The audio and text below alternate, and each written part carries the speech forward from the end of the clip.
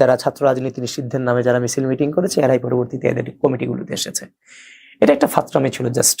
বর্তমান প্রজন্মের অনেকেই মনে করছেন যে শিক্ষার্থীরা ভাবে যে শিক্ষাঙ্গনে ছাত্র রাজনীতির প্রয়োজন নেই, আবার অনেকেই বলছেন যে ছাত্র রাজনীতির প্রয়োজনটা আছে। আসলে ছাত্র রাজনীতির আদর্শটা আপনার কাছে মূলত কি? ছাত্র রাজনীতির সংজ্ঞাটা আসলে কি?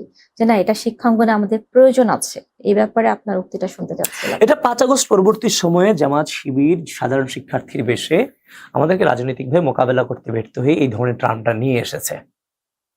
অথচ এরাই পরবর্তীতে নিজেরা যারা ছাত্র রাজনীতি নিষিদ্ধের নামে যারা মিছিল মিটিং করেছে এরাই পরবর্তীতে এদের কমিটিগুলোতে এসেছে। এটা একটা ফাত্রামি ছিল জাস্ট, ফাইজলামি ছাড়া কিছুই ছিল না। এটা আমরা জানতাম এগুলো দুমড়ে মুচড়ে যাবে, এই ধরনের ষড়যন্ত্র টিকবে না, টিকেও নাই। দেখেন, ছাত্রলীগের রাজনীতিটাকে আমাদের এই জেনারেশন বুঝবার পরে আমরা কখনোই রাজনীতি দেখিনি। যেটা দেখেছি রাজনৈতিক অপসংস্কৃতি দেখেছি, যেটা ছাত্রলীগের রাজনীতি কখনো ছাত্র রাজনীতি হতে পারে না।